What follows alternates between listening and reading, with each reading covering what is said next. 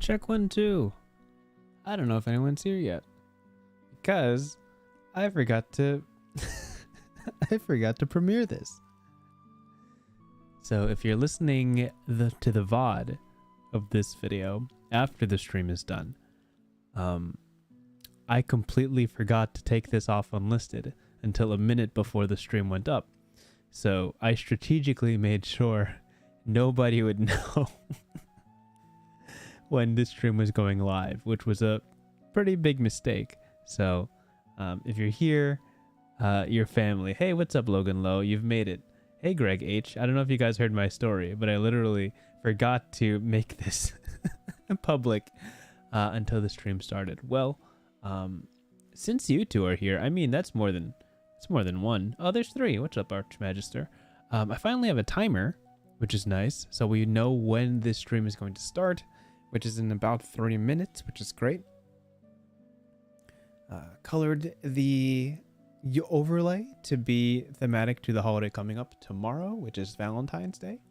Wonderful. Hello, Akila. Welcome. Nice to see you back. I'm super excited about the game that we're going to cover today. I'm so thrilled to get to dive into it because I've been looking at this for like 3 weeks now, because a lot of the games I have planned a lot of the streams I have planned ahead of time, because I have to get I want to get permission from the people who made it. I want to get their insights on the topic, and I want to do right by the TTRPG and just be ready in advance so I can have everything ready. So I've been looking at this game for about 3 weeks now, and it's been building up to this moment in particular, which is wonderful. But it's so good to see you. That one possum. I got a notification on my phone that you went live, so it being unlisted make no difference on my end. Thank you so much. Loblight. Hello, subscribe with Ryutama. Thank you for watching. That was game number 1. This is game number 6, I think. Yeah, we've done Ryutama, we've done Raccoon Sky Pirates is 2, Kids with Brooms is 3, Okay Cryptid is 4, Pathfinder 2E is 5, and this is game number 6, so I'm pumped. The old Gakuin, hello again, Wintry, and please save the snowflake. I want to, but YouTube doesn't let me change my name without getting rid of the snowflake, which is criminal. And I can't, in good faith, change my name and lose it, because I feel like I have something that thousands of YouTubers do not have, which is a little emoji in my name, and that'll forever distinguish me regardless of what comes before it. But that is unfortunate. Anyway, we got a minute till we jump into this. We got a good handful of people in chat, which is wonderful. Does anyone have, while we're here, does anyone have a favorite rom-com they'd like to shout out before we start this stream? Because this game is properly themed to the holiday. This is coming out February 13th, the night before Valentine's Day. So if you guys have some good movies you'd recommend people looking to have a nice night tomorrow, that'd be wonderful. I like snow, so I understand. Thank you so much for understanding. All right, 15 seconds to go, and we'll get into this with the people we have here, which is great. And if people join in late or tune into the VOD, I can always go back and go over what we missed, which should be really fun. Okay. Good timer. Okay, so this game is called Eyes on the Prize, and I have not read this one yet. I believe it was recommended to me by a thread on Twitter by, was it Mixtape Goblin who did it? The one of the foremost community leaders of TTRPGs on Twitter and TikTok. Mixtape Goblin has a whole lot of recommendations, and this was on the list of games that people would be really interested in playing. So this is Eyes on the Prize, a fake marriage role-playing game, and I think this is going to be an interesting one. Hey, I'm on time. Nitromancer, welcome. Hereditary is a great way for people to come together. I don't think I've heard of that one. I know some movie that's just been on Cinderella. I don't remember the name, and it's a good rom-com. that one possum, there are so many Cinderella spin-offs that I can't describe how little that narrows it down. Anyway, I do want to shout this game out. This is written by you can see the link on the screen, which is iraprinch.itch.io. You can, I believe they're Baphomet on Twitter, which is where I reached out to them. And if you want, you could find this game, and I'm going to show you. Find this game. Hopefully Chrome is open to the right tab. It's not. All right, let me fix that. On Chrome, this game is $7. This game is like a little more than a Subway sandwich, which is criminal. A whole lot of really, really nice games are on itch.io that nobody really knows about, but I'm hoping to shed some light on them. And this is just one of them, and I'm super duper excited to read. So why don't we get into this? Let's not wait any longer and jump into Eyes on the Prize, TTRPG number 6 of the 99 More series. First of all, the opening art is amazing. By Ira Prince Falls. I don't know if I'm pronouncing that last name right, but it is simply two people supposedly in love but crossing their fingers behind their backs, which is awesome. Opening blurb says, "It is a truth university let me try again.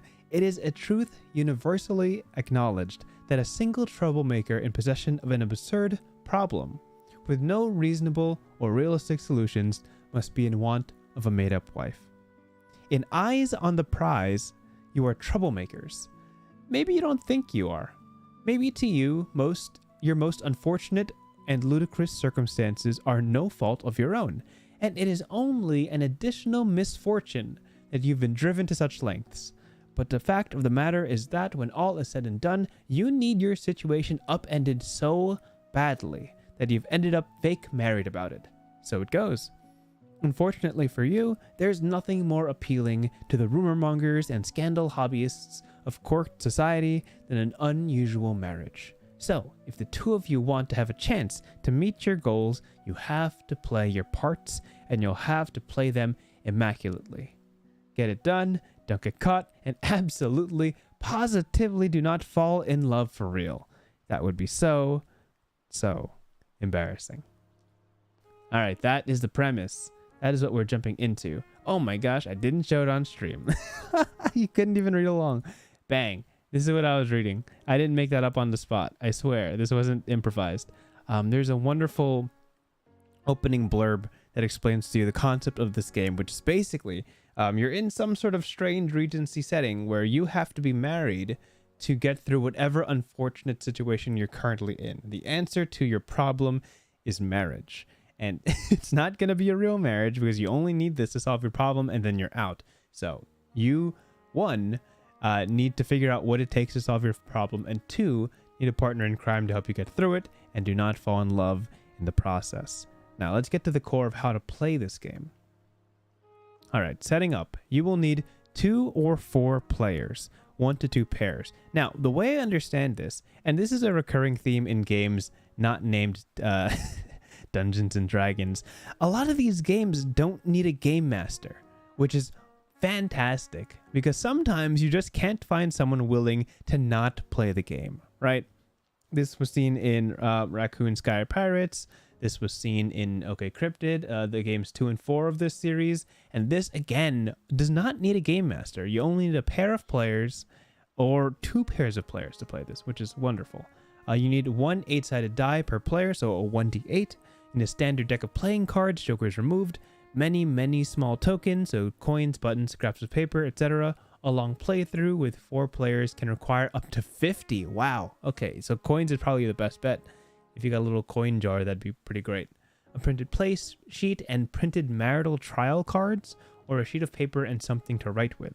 A stopwatch/timer, and 1 to 3 hours of time, plus a little more for character creation. Oh, that's awesome. So you could play this game, again, with only you and a friend, or you and 3 friends, and this will take about 4 hours, 2 to 4 hours. If you consider character creation something you can finish within the hour's time, you could knock this out in a night, which would be really, really cool. The 50 tokens is what I'm really curious about. I have no idea what that involves, and you need a 1d8 per player and a deck of playing cards. Interesting. Okay, cool. Let's see. What is next? on safety. Of course, this is really important, especially for games that center around romance. Try not to be strange about it and be mature, responsible adults when you play this game. I'll read through most of this. Eyes on the Prize involves roleplay centered on romantic relationships and often touches on embarrassment, dishonesty, and unexpected unwanted feelings in that relationship. Even if you intend to play the game in a very lighthearted or humorous way, or are playing with someone you're very comfortable with, it's still a good idea to sit down before the game and make sure all players understand the content and will be comfortable with it. You may want to take time to establish topics that are lines and veils. We've talked about lines and veils before. Lines and veils are a safety tool that allows players to communicate boundaries in role-playing games. A line is a hard limit, a topic you don't want to show up in the game at all, and a veil is a topic that would be acceptable to mention, but you don't want to dwell on it or roleplay it. Those involve fade to blacks, cut to blacks, off screens, subtly hint that the thing is occurring, and then move on. If any gameplay prompts or challenges touch on any limits set by players, discard the prompt and either draw a new one or edit it to align with the group's boundaries. Another tool that can be useful is the X card. This is an index card with an X drawn on it and placed within arm's reach. At any time during the game, if a player becomes uncomfortable, wants to stop the scene, or otherwise isn't having fun, they can touch the X card and other players will immediately stop and strike, retcon, rewind the scene. No questions asked. The lines and veils and the X card are two of the most famous safety tools that you could use in any TTRPG, not just games involving romance. This just makes sure that everybody's comfortable at the table, and these things should be discussed at the top of your session, at top of your campaign, at any given time. If there's something that nobody wants to, that a specific person doesn't want to discuss, then for the betterment of everybody's fun, don't bring it up. Don't bring it up. Simple as that. Anyway. Character creation. Let's figure out how we get a character involved in something like this. Okay. Character creation. Your characters are people hacking their way through opulent court life in whatever setting you like. And if you don't want them to be members of the opulent court life, that's cool. Tweak away. But keep in mind that the prompts and challenges written in this game are written with a period romance court intrigue setting in mind. So you may have to tweak many of the gameplay elements as well. So there's kind of like a Regency genre sort of deal here.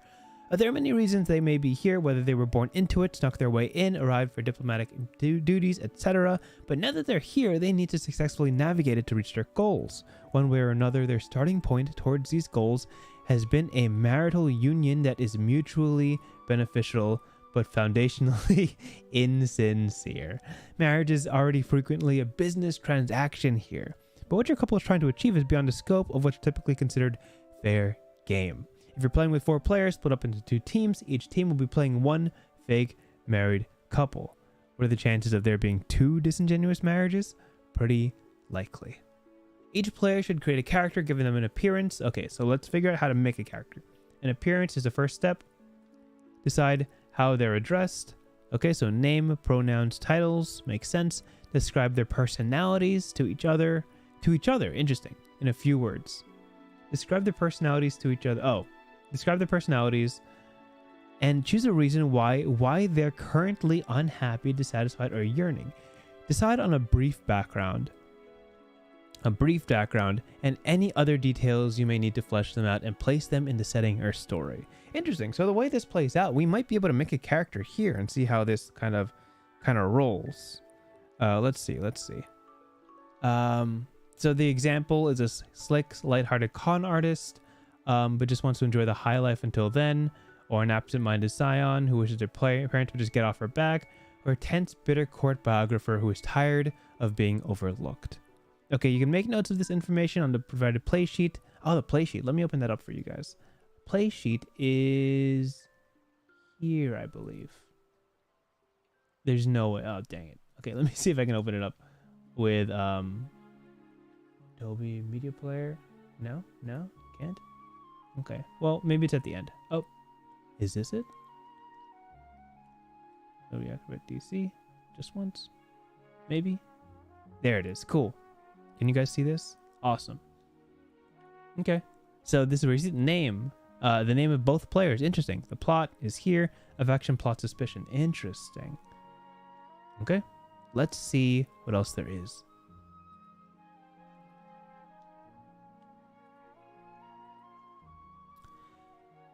All right.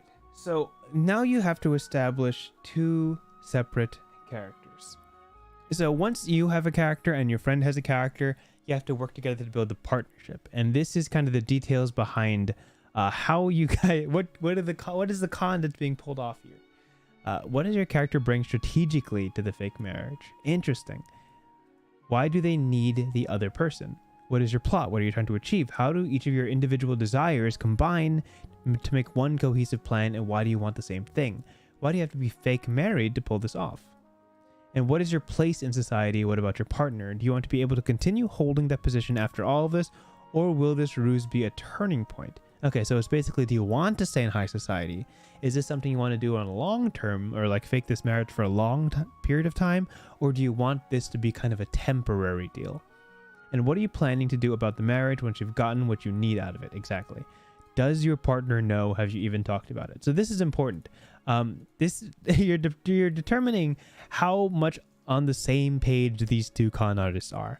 Usually in these stories, both characters want different things. One person might want riches, and one person might want simply separation from their responsibilities.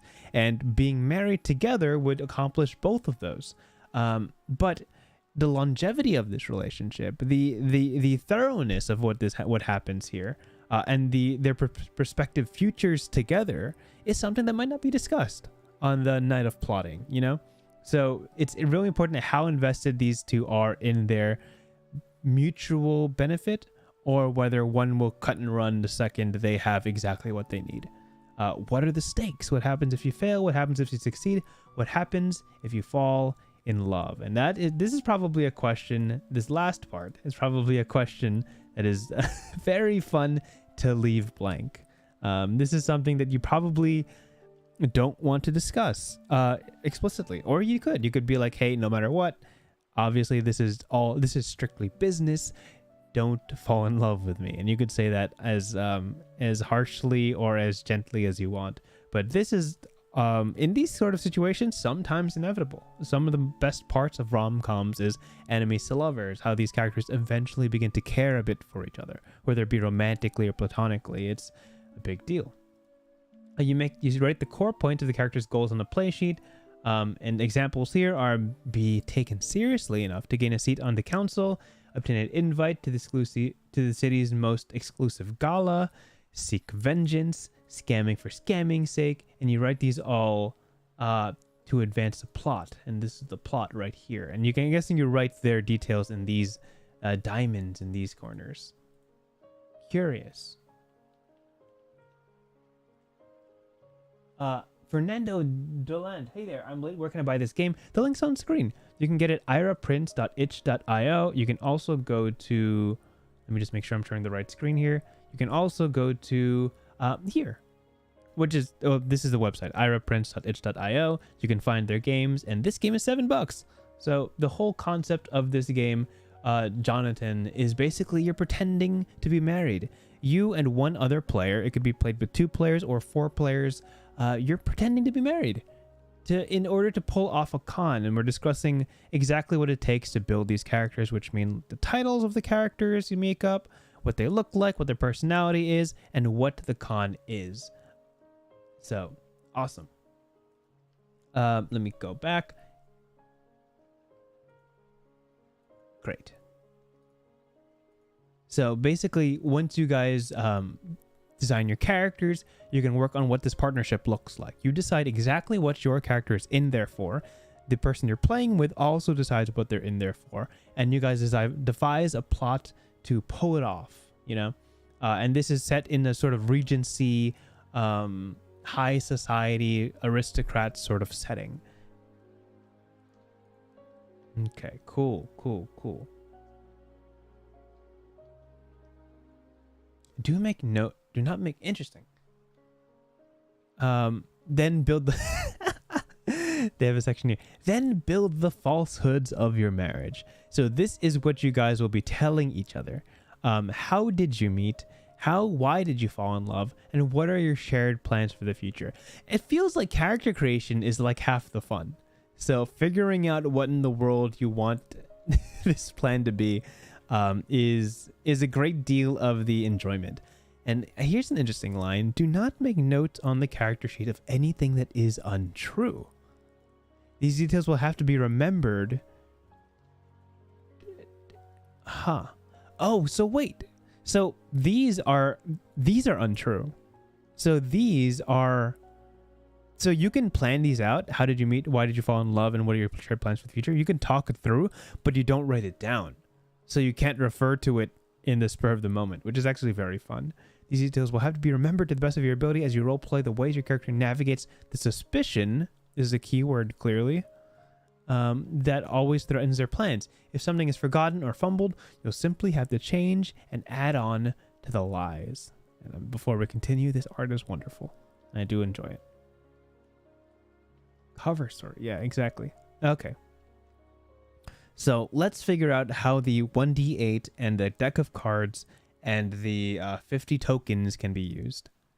Play revolves around your appearances together at society events, beginning with your debut as a newly married couple. Starting with setting the scenes and introductions, who's there, what's going on at tonight's festivities, and how it aligns with your plot. To progress the evening, you'll take turns pulling from a deck of playing cards. So this is where the deck of playing cards comes in. So it's a 52 card deck, no jokers, as I understand it. For 2 players, each spouse will take turns. For 4 players, each couple will take turns, with each spouse alternating. See card prompts in the play material section in this document. Face card, king, queen, or jack, will prompt you to pull a marital trial. What in the world does this mean? Marital trial. A special challenge with greater risks and rewards. You can print out one of the provided trial cards to create the deck to pull from, or you can write the numbers 1 through 12 on scraps of paper, draw from those, and then reference the trials from the numbered list. Okay, so I'm guessing this is like this is the challenge. Interesting. Read aloud and role play the prompts. We're going to look into what these prompts are. Read aloud and role play these prompts attached to the cards, and if called for, you will gain or lose tokens in one of the 3 categories below. If you don't have physical tokens to use for tracking, you can keep a tally on your play sheet or a scrap of paper. Use a pencil so you can erase when tokens are subtracted. So these are the 3 important things, and after we look at this, we will look at one of the prompts and see what the examples are. For the first category, which is also seen here, affection, plot, and suspicion. Oh, so you could just kind of have this and then start placing tokens in these slots as you add and subtract from it. Actually, that's pretty useful. That's great. Affection, a measure of how attracted to your partner you actually are, how distracting the relationship itself has become, and a subsequent disintegration of boundaries. Interesting. So this is kind of like a romance meter between the 2 characters, which is kind of neat. The plot, your success at furthering your secret plans together, your focus on your shared goals, and the resources and opportunities you've managed to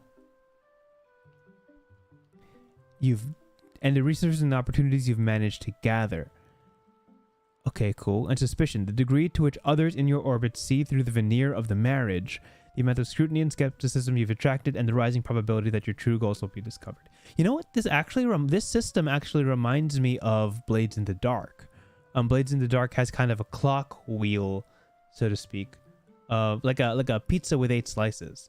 And every time something relevant in the story happens, those pizza slices tick upwards, like from 1 out of 8 to 2 out of 8 to 3 out of 8, which signals like your completion towards a goal and or how dangerous things are becoming. So this is success. This is basically how well your plot is coming together, right? This is danger. This is like how bad things are becoming. So you don't want this to tick up. And then affection is kind of this neutral ground as to how it says distracting the relationship itself has become. So this is like a median meter to see kind of a temperature check on the characters in question. Cool.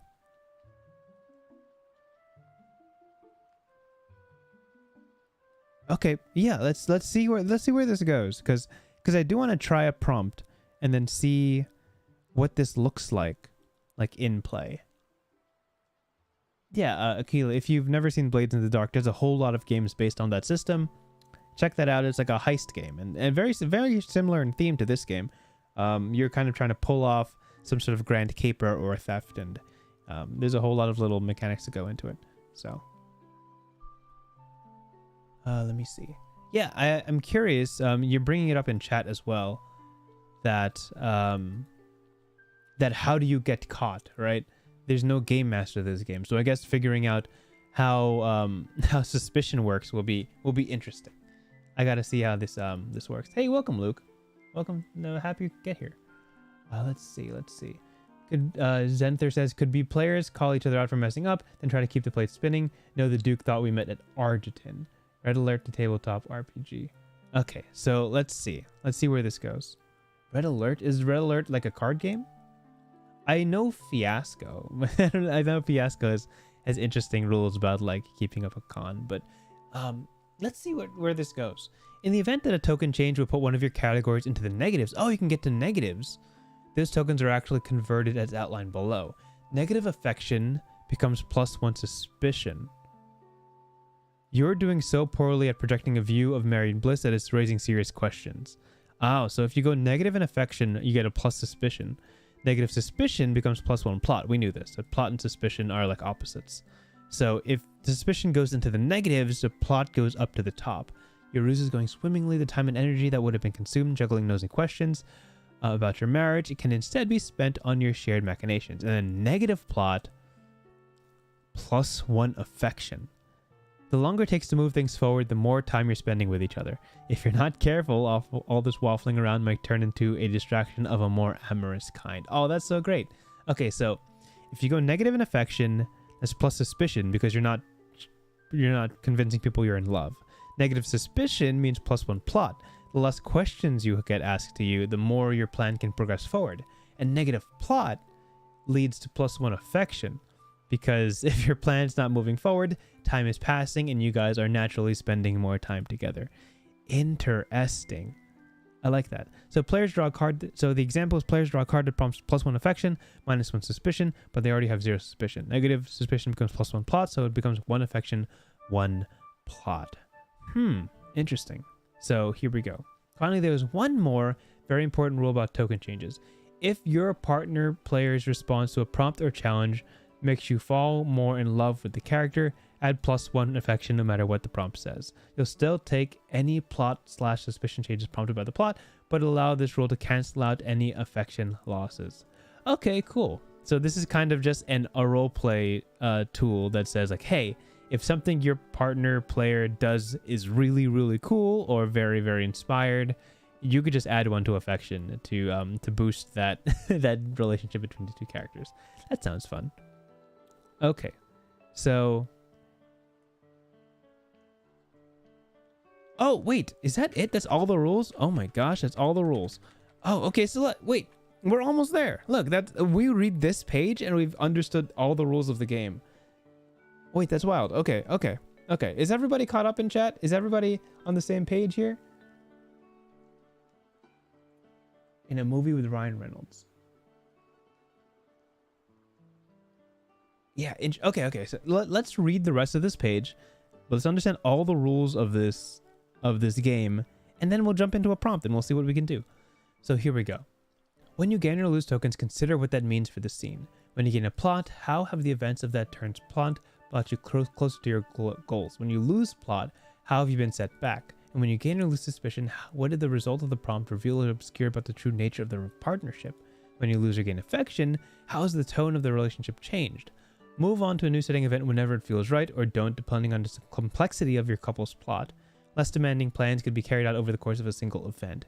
Feel free to describe the downtime between events. Do your characters see each other at all between these evenings when there's no need for them to be seen together? Do they secretly retreat to different estates? Are they struggling to adjust to sharing a home? Is there, gasp, only one bed? The classic. Feel free to expand into events beyond court life. Perhaps your character schemes eventually lead them to seedy underground bars, secret societies, or just a refreshing trip to the countryside. Bend the prompts and gameplay to your story whenever needed. When you hit 10 tokens, so here's where the game kind of climaxes. When you hit 10 tokens in one of the 3 categories, that triggers a boiling point. A challenge that either end the game or allow your couple to keep their eyes on the prize and continue playing. Whatever's been brewing, whether it's your own plans, rumors, or speculation of high society, or your feelings for each other, is coming to a head, and it needs to be addressed now, for better or worse. Refer to the boiling point challenges in the play material section of this document. ending the game. Eventually, one of your bowling point challenges will result in the story coming to a close.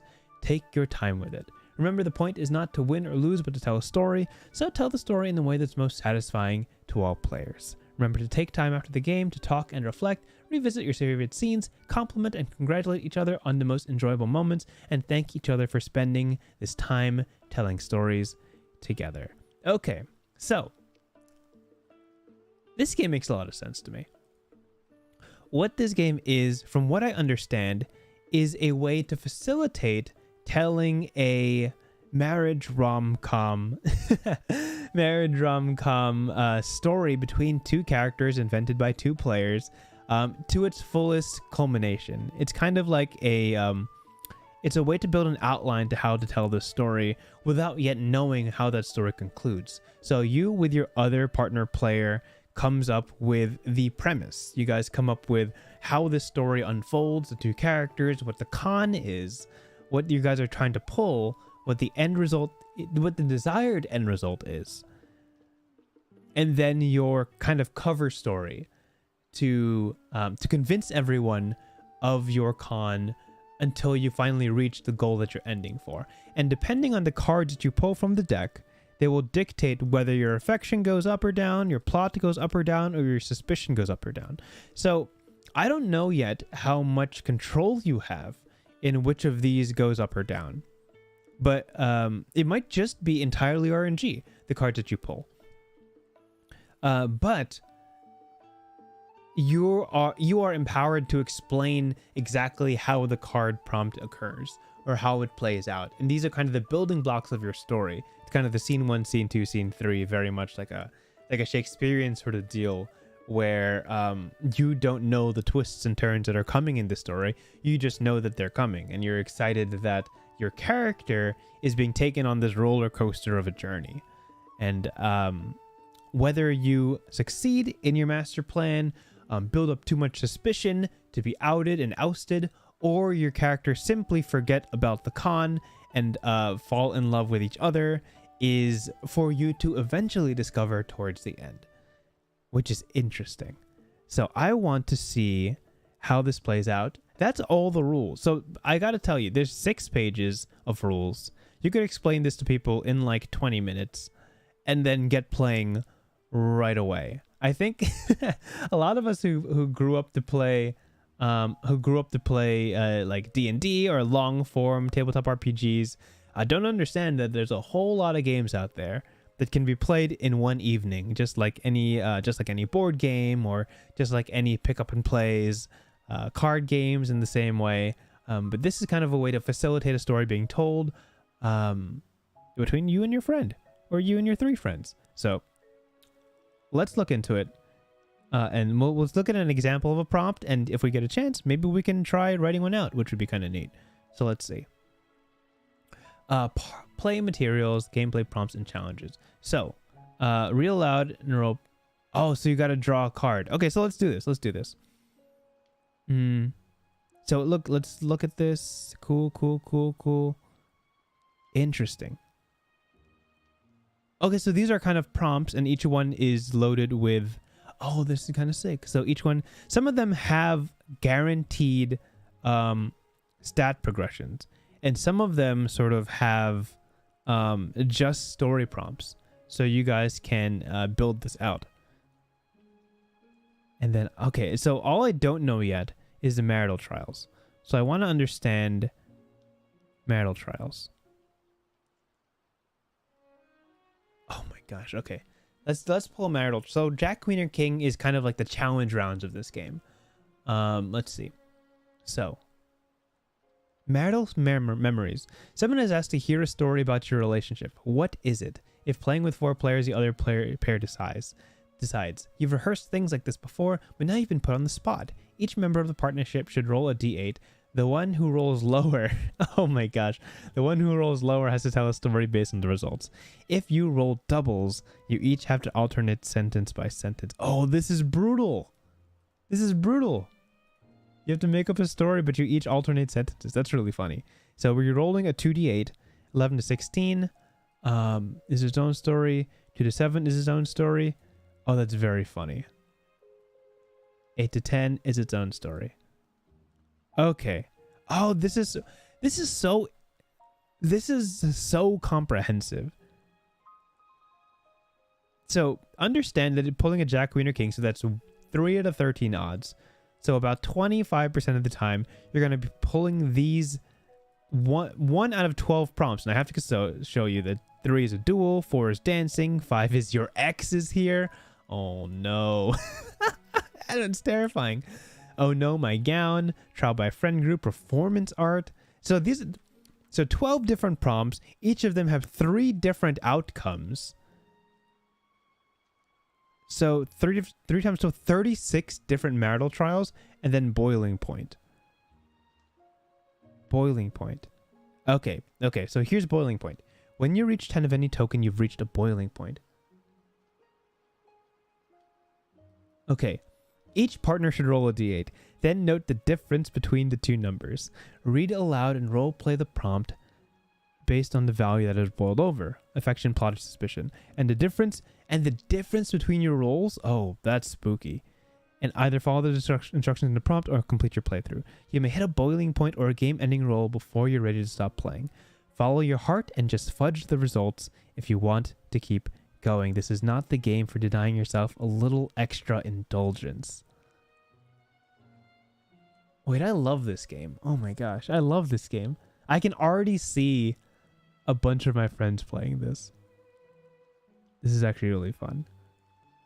Okay, affection. So affection, again, if you maxed out on affection, or if you hit 10 affection, both you and your partner player roll a d8, and if you guys match, it's over. The game's over because you guys are like way too romantically connected, and you have to do this confession thing, which is really fun. Difference of 3, still the end. Not quite perfectly matched, but still like enough to end the game. Difference 4 to 6, you've grown deeply attached, and and this is 1 to 8. You have rolled as far apart as possible, and you guys begin to panic as the illusion begins to fall apart. Brutal. Oh, that's so fun. Okay. Aw, dedicated to the person they married. Wonderful. Oh, this is so great. Okay, so wait, look, listen. That's the game. I could end the stream right here, but we all know. All dozen of you. How many are watching right now? Let me check. How many watching right now? All 20 of you. All 20 of you can stick around for this, because I'm gonna ask for chat participation, because I'm gonna end the stream. Oh, we still have a good amount of time. I'm gonna end this stream, but not before trying this out. Okay, so what we're gonna do is we're gonna follow the character creation process, and you guys are gonna build a character, and I'm gonna build a character, and we're gonna try a prompt or 2 and see how this plays out. Okay, so let's do this. I'm gonna start first. I'll do the example. We're gonna do a character creation right here live, and see how that plays out. Okay. We need an appearance. So I'm gonna write here. This is my character. I need a little. I'll write here in this top corner. Can you guys see this? I hope you guys can.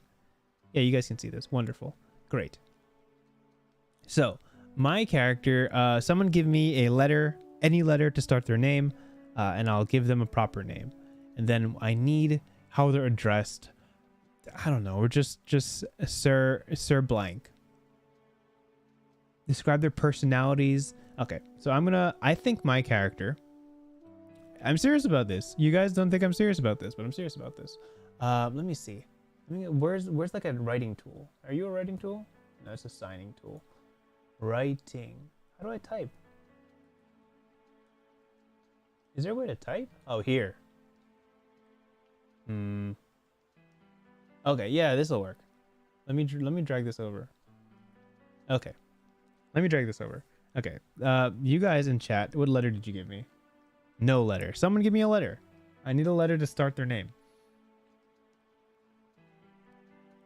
But okay, there it is. F. Okay. Well, F. It's got to be Ferdinand. His name is Ferdinand. His friends call him Nando. His friends call him Nando. He will be Sir Ferdinand. Can you guys see what I'm typing here? I gotta check. Yeah, you can. Sir Ferdinand of what's the second letter you guys gave me? D. Wonderful. Oh, someone said Baron.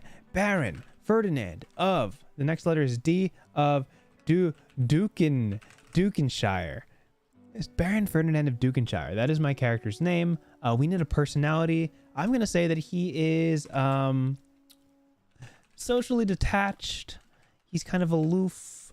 He's got this sort of devil may care attitude. He's not too thrilled about doing this, but one of his big hang-ups is that he's broke.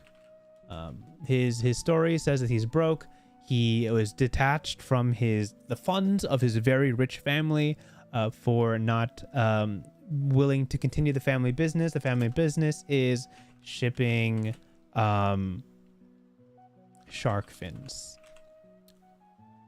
Shipping shark fins. Okay, so here's the premise of my character. And let me just check this to see if I'm missing anything.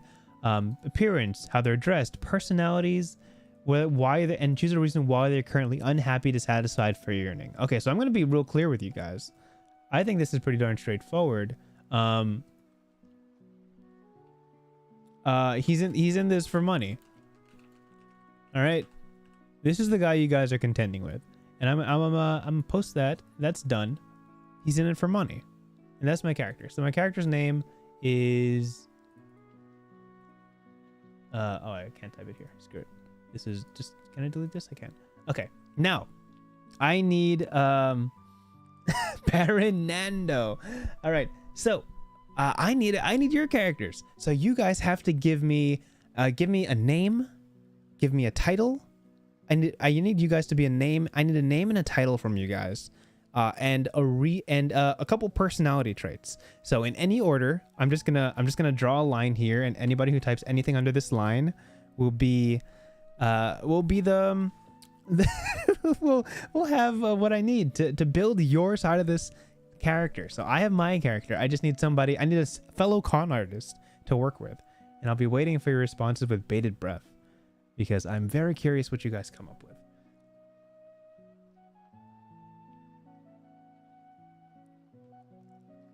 Lord. Okay, his title is Lord Countess Rebecca. Okay, we're building that. Let's see. Countess Rebecca Barrigan. Count Von.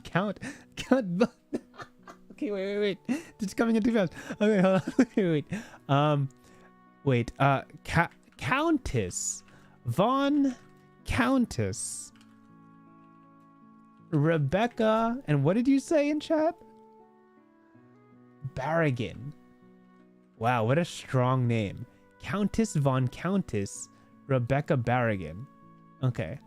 I'm gonna need you guys gotta remember this. Of the Hellion Alps. Of the Hellion Alps. Okay, cool. Countess Von Countess Rebecca Barrigan of the Hellion Alps. White Claw. Chicken-legged. Lord Countess Rebecca. Okay, on a quest to steal back a family heirloom. I love that. Gurnatath. I'm gonna copy paste that right into your goal here is to steal back a family heirloom. I need details about what this heirloom is, and I also need personality details. Help me out with those. Their family is a candle maker. I'm seeing the vision. Help me out. I need a little bit more. I'm gonna reiterate who you're contending with. My character is Baron Ferdinand of Dukenshire, Baron Nando, socially detached, aloof, devil may care. The reason he's in this is for money. He's broke, and his family is famous for shipping shark fins, and he doesn't want to be in that business. So he only wants to be a noble of his own name for money. But he needs to be married to begin building his business. And so he meets Countess Von Countess Rebecca Barrigan of the Hellion Alps on a quest to steal back a family heirloom. Very serious. Love it. Okay, there's one personality trait. Very serious. Cool. Cool. I'll add that to the play sheet. Very serious. And what else? One more personality trait. Vindictive. Love that. The heirloom is either a ring or a sword. Fernando says ring. Aquila says sword. I'm getting a +1 for sword, so we're gonna do that. Very serious. Vindictive. Okay, vindictive. I'm seeing a vindictive. And the heirloom is a sword. Is a sword. Wonderful. Great. So there you go. Countess von Countess, Rebecca Barrigan of the Hellion Alps, on a quest to steal back a stolen family sword. Great. Cool. Now that we have these two stories, what do we have to build next? Okay. What does your character bring strategically to the fake marriage? Why do they need the other person? Okay, so why do you need Baron Nando? And what is your character good at strategically that can add to this fake marriage? So I'll start with mine so you guys have time to think. Baron Nando is he's a smooth talker. He really knows how to get people going. He's a crowd worker. He knows how to get people riled up, get that mob psychology going on. And he needs Rebecca's help because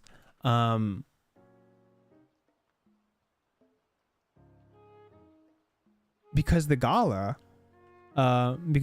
he's trying to get into is, we'll keep it simple, is a 2-person affair. So he needs like some sort of person to go with. They only invite pairs of people to this gala. Let me see if I can stretch this a little bit more so you guys can see it.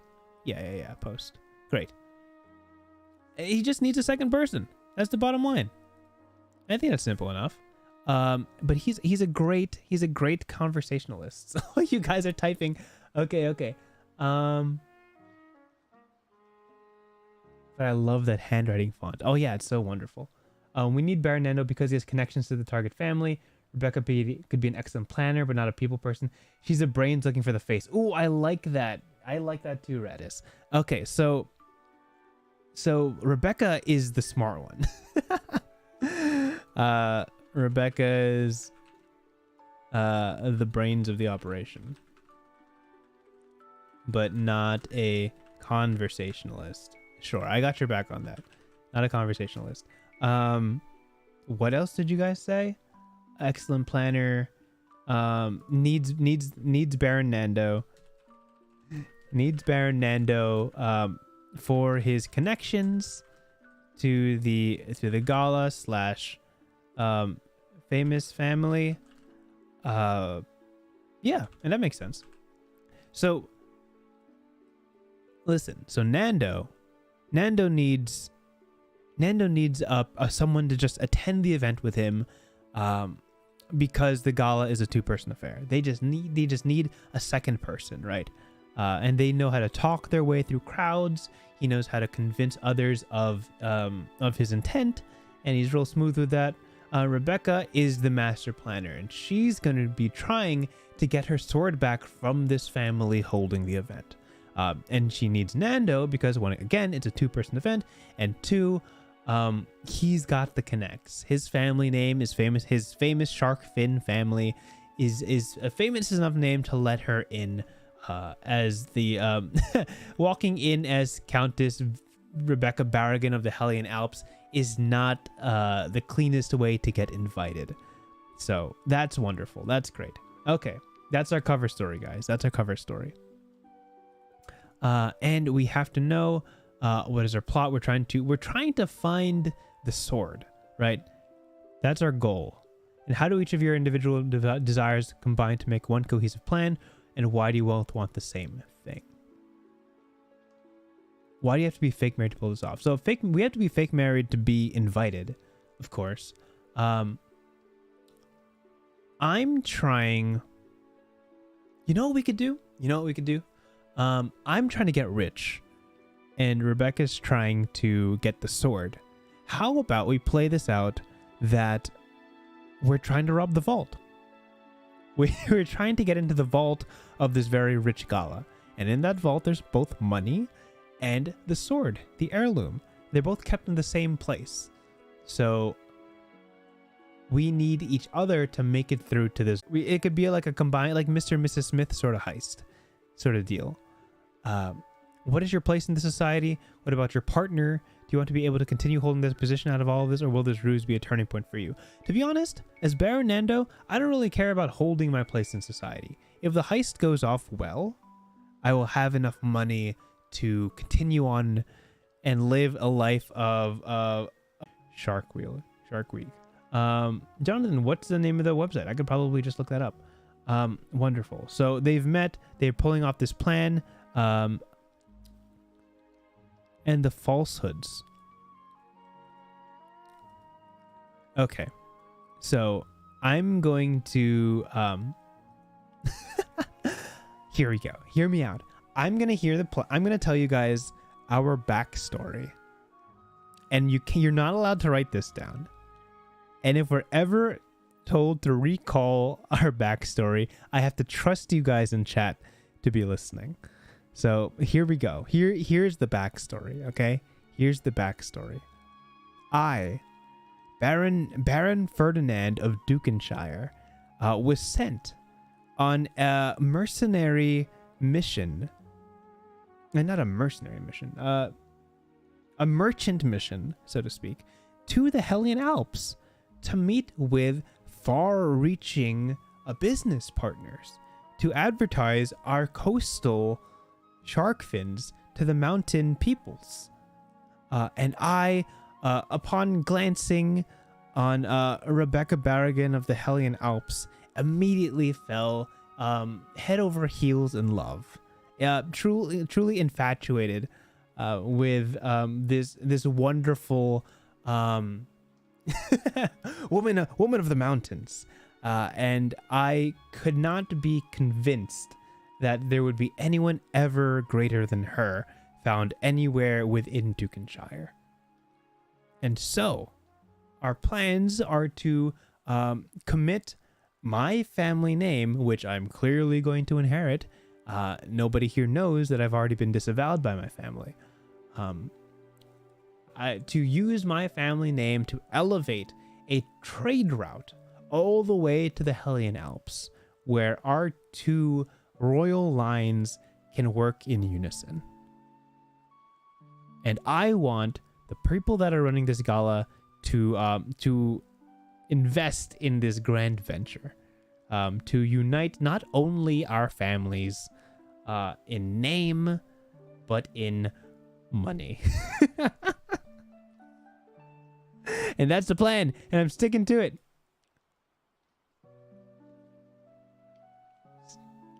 Rebecca, we can't give falsehoods because it was writing. Yes. Rebecca might need the sword to restore her family to position of political power.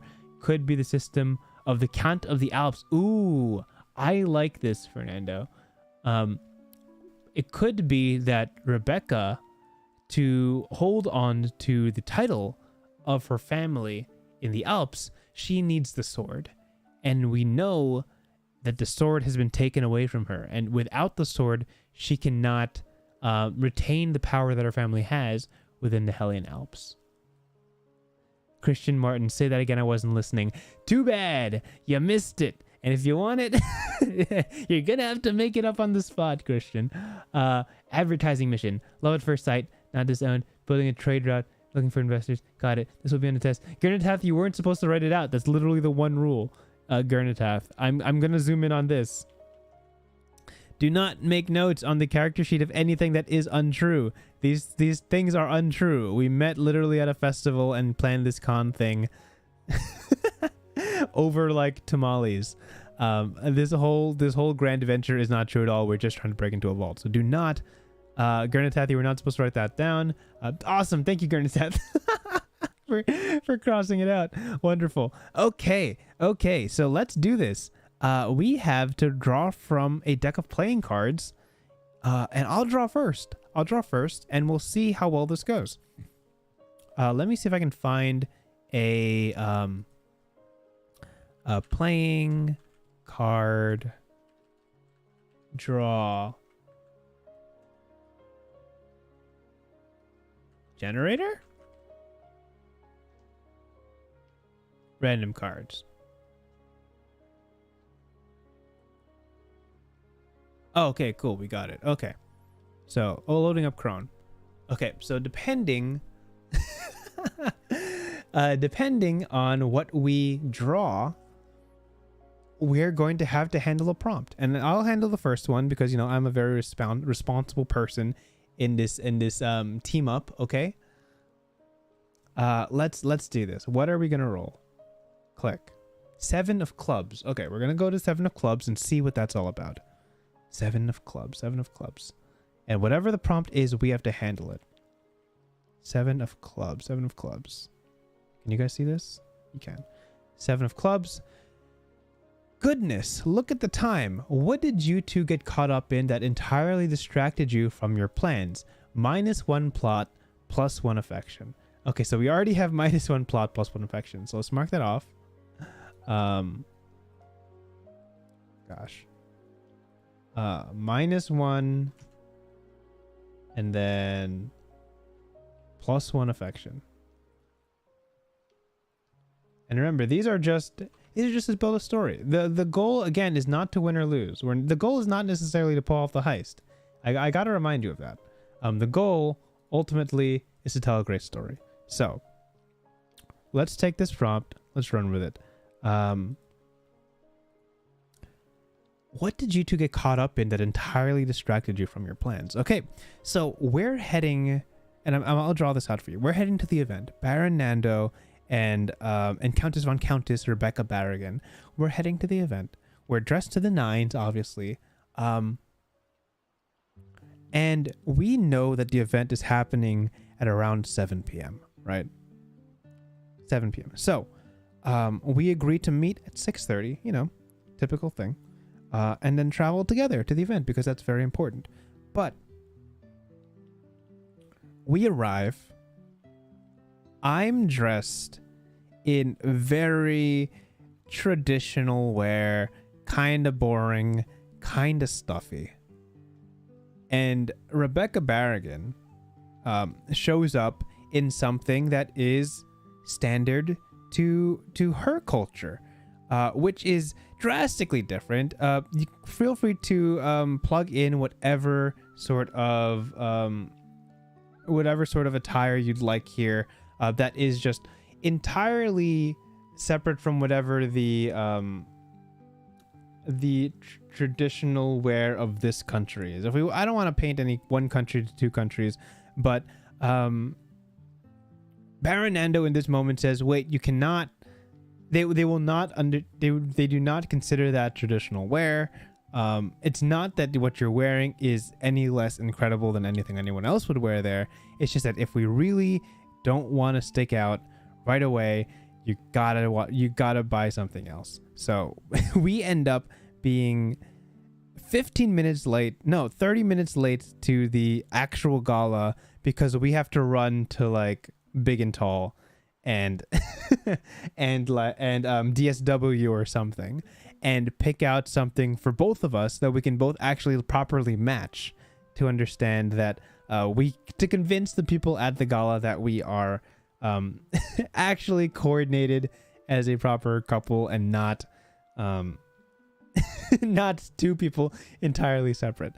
So I think in this approach, if we're talking about like a union between a coastal family and a mountain family, we have this dramatic bluish, greenish, whitish tones to our wear. I'll wear a nice suit of blue and white, and Rebecca Barrigan gets some sort of emerald gown, and it's sort of like very earthy tones, but ultimately complementary as we walk in. And I'll be sure to wear something probably on the brooch of my collar, representing her family, which will be a, do I want to signal? Yeah, I will buy a brooch of a sword, very subtly placed as a tie bar on my chest. And because of that, we're late to the event. So -1 plot, +1 affection. And that's what I'm pitching. That's what I'm sticking with. Let's see. Anything from chat.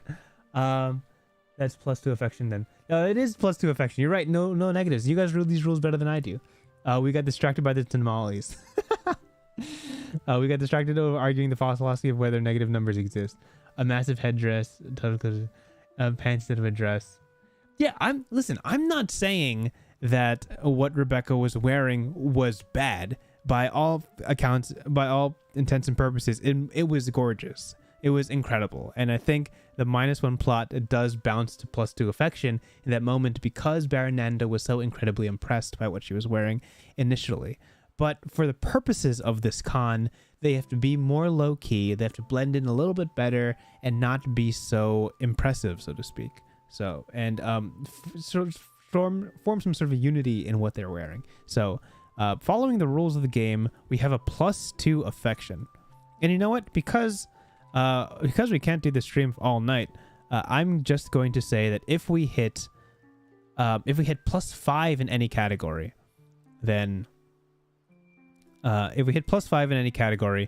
we'll hit boiling point and end the game there.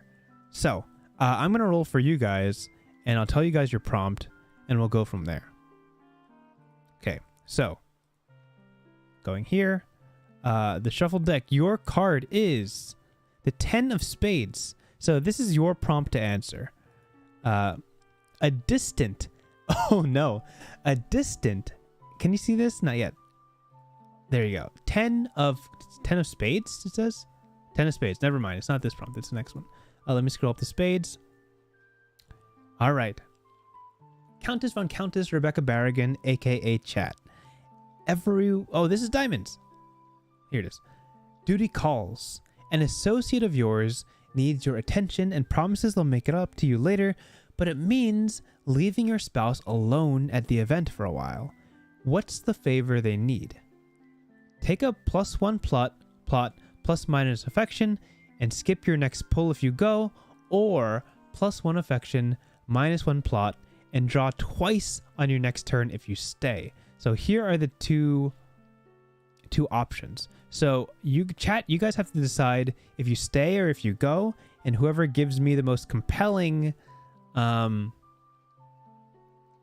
reason to do either of them is the one I'm going to choose. I think this is, so you guys tell me what's the favor your friend needs and tell me if you leave or stay. This is your prompt.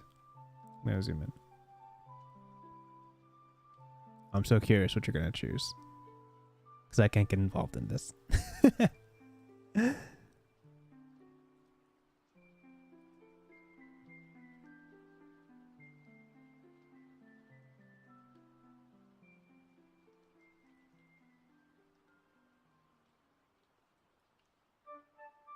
Okay, Sailing Master says it's mom and either help her or she spills the beans. Jonathan says, oh, good night, Akila. An old maid then worked in your household and in this event and dropped some drinks, needs help. Okay. They need us to make a distraction.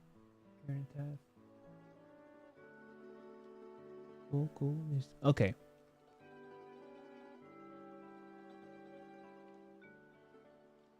You know what, Sailing Master, I think that's compelling enough. Let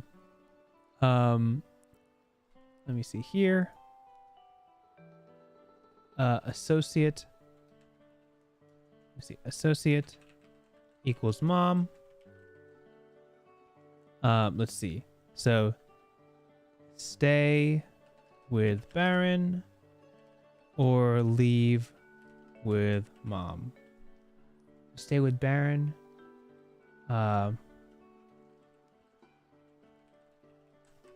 Secret or leave with mom. Secret is safe. Stay or leave. All right, chat. You tell me what happens here. All right. I'm gonna wait 30 seconds and I want to see.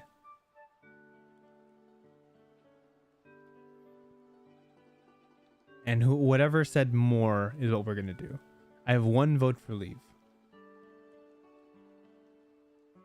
Your mom found an ex in the party? Oh no, that sounds miserable.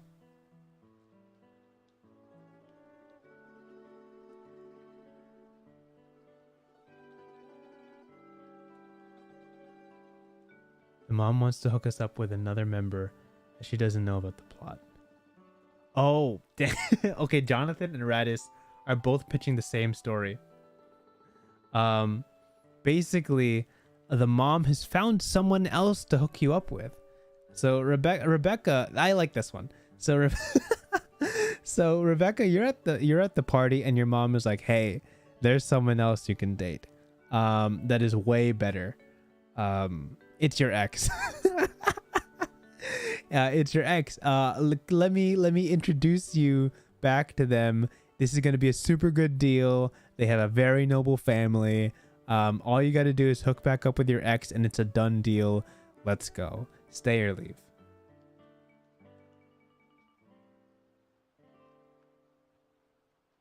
Jonathan says, so I'm saying stay with mother. So, okay. So do you leave to meet your ex with mom or stay with Baron? This is the prompt. You gotta go. If you leave to meet your ex with mom or stay with Baron, and I'm only taking stay or leave. I'm not taking no reasoning. You can say your reasoning, but I need a because 2 people said leave with mom, and I need you guys to know what you're leaving for. I vote stay. Swords is greater than X's. Great point, Gurnatat. That's 1 for stay.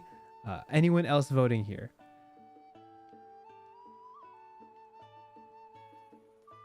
Stay with Baron. Go for the sword. Stay with Baron. That's 3 for sword. Hey, Dyfus, what's up? That's 3 for stay. Okay, let's do it. That is stay with Baron. I was this dead before you talked. Stay. Everyone says stay. Oh my gosh, that's 6 for stay. I only needed 3. Okay, so what does that do for us again? Oh my gosh, what does that do for us? +1 affection, -1 plot, and draw twice on your next turn if you stay. Okay, so that is so -1 plot. Wait, what does -1 plot do? Plus, we're at 4 affection, guys. We're at 4. Okay, we're at 4 affection. Unreal. Okay, that is +2. Okay, so +1, +1, +2. We're at 4 affection. I'm gonna roll my card, and we're gonna figure out what we're doing next. Let me get to the cards and show you guys. Okay, what card is next? Ace of Hearts. If that ain't symbolic, I don't know what it is. Let's figure out what Ace of Hearts does. Ace of Hearts, Ace of Hearts.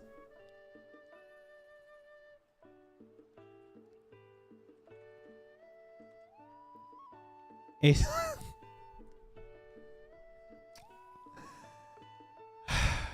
Okay, well, we did set boiling point at 5, guys.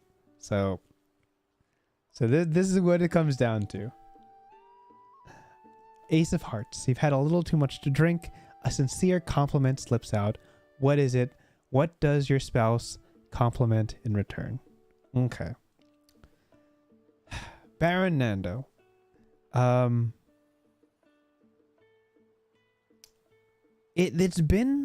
It's been about an hour or 2 into this event, and Baron's stressed because he's never done very well in high society encounters. There was a reason he didn't want to head up the family. He didn't want to take over the business because it would mean dealing with nobles all the time, and that's just not his vibe. And the second he walks in and everybody starts complimenting Rebecca Barrigan, and her mom shows up and says, "Hey, you should meet your ex. You should meet your ex. There's a great opportunity here to repair our noble family and your noble family if you just get back with your ex." And upon hearing this, Baron realizes that he's in over his head. That he accidentally pulled somebody into this party who is well above his punching range, well above his he's like a strong 5 or 6, and Rebecca Barrigan is an honest 12. And Baron's like, you know what? Screw this. I don't want to be rich anyway. I don't like this life anyway. Rebecca's getting what she wants. She's recovering her family name. She's just got to get with her ex, and her problem is fixed. I'm gonna go get a drink. And Baron spends the next 20 minutes, the next 5. You know, he only needs 5-10 minutes to down 3, 4, 5 drinks. He's out. He's slushed. He's slurred. And eventually, Rebecca finds him by the punch bowl, by this very fancy punch bowl, entirely sloshed, and he says to Barrigan, he says to Rebecca, he says, you know, I think that you're way more cut out for this than I am, and I know that sword's important to you. And I'm going to help you still get it. And I don't know if it's going to happen tonight, because I can't I can't even stand up on 2 legs right now. But I can tell you belong with these people. I can tell you really care about your family, your legacy, and all of this is really important to you. And even though it's not that important to me, I want to help you get there. But I'm sorry if it's probably not tonight.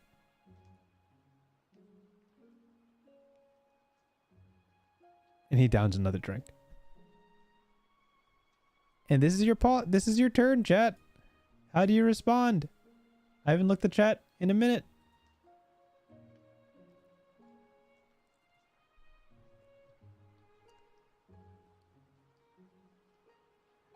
Let's see. Wherefore, seeing our ex again made us realize Nando wasn't so bad. Kernatat, that's brutal. Seeing our ex again made us realize that Baron Nando wasn't so bad. That's so funny.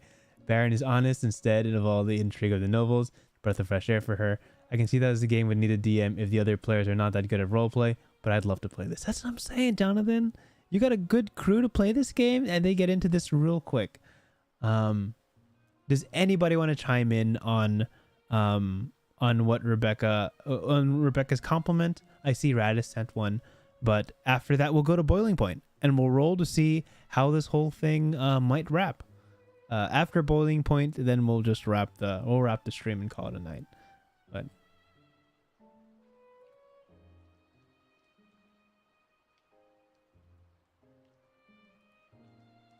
let me scroll down to oh, we need a D6 for this. D12 for this, don't we? Let me see. Boiling point. Boiling point affection, right? We didn't get any of these marital trials, but that's okay. Marital trials, affection. Okay, cool. We just roll a D8, right? Great, cool. Set this up.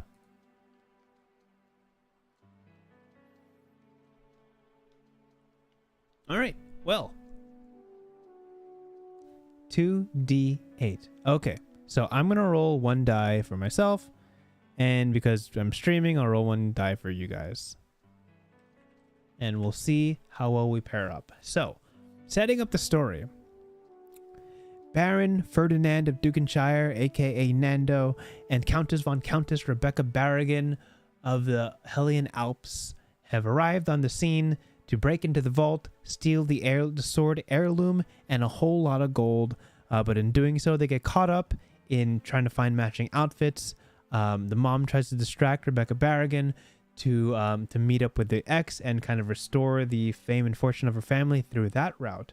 Baron gets sloshed and admits that Rebecca might be too good for him, and still commits his hand in helping her grab the heirloom no matter how long it takes. And we're going to hit a boiling point here. boiling point. We roll a 2d8 and see how it resolves. So let's do that. I'm going to bounce over to Google. This is Nando's. Nando rolled a 1. Oh no. And then Rebecca, let's see what she rolls. 3, 2, 1. Anything but an 8. Amazing. A 4. Okay. And let's see how that resolves. So we have a difference of 3. It's the end. Your attraction can no longer be denied. You have to do something about it one way or another. Consider your other token counts. If plot and suspicion are low, do you throw it all away and just continue as things are? If both are high, does this give you a burst of passion you need to get the job done? Now, chat. Our plot and suspicion are literally 0. We made 0 progress on breaking into this vault and finding the sword heirloom and the gold. We made no progress at all. We walked in, got distracted, got drunk, and that was kind of the end of the night. So I think we'll leave it as this. Baronando finds a moment of clarity in his drunken stupor, looks to Rebecca and says, listen, there was a great disservice done to you.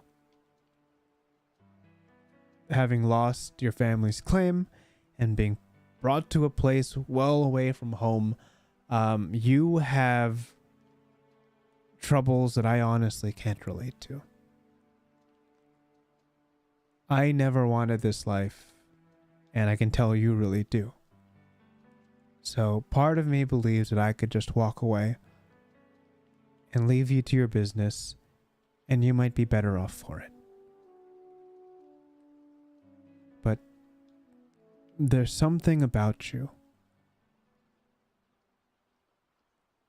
that makes me believe that I could survive in this high society if there was someone who could teach me a thing or two. Show me the ropes on what it means to be a great and deserving person. And I'm not saying it has to be you, but I'd really like it to be. If you'll let me stay around for a little bit longer. We can try this again Tuesday. Up to you.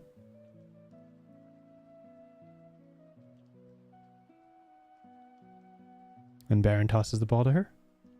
And how she closes this out and decides whether this is worth sticking around for, if this is a cause worth committing to with one person in tandem with another, I'll leave that for you to decide. But for me and this stream, I think we can call it there. Again, this game is, as I scroll up, Eyes on the Prize, made by Ira Prince Falls. I don't know how to pronounce this name. I'm sorry if it's Ira or Ira Prince Falls. Eyes on the Prize, a fake marriage role-playing game. You can find this game literally for $7 on itch.io. And if you've got one friend who'd be down to play this, or a group of 4 people who'd be down for a wild caper gala night, this game, listen, we completed this game in what? In 30 minutes? We wrapped this game up in 30 minutes? I think you guys can kill this in one night, learn all the rules, make the characters, and go, and just have a great time. So, thanks you guys for tuning in. I hope all of you have a wonderful Valentine's tomorrow. For everybody watching the stream after today, which is February 13th, I hope you guys have a wonderful night, wonderful month, wonderful year with the people that you wish to play this game with. I hope your capers are hilarious and downright disastrous. And for success or failure, I hope there's a great story that comes out of it. So with that said, good night and goodbye.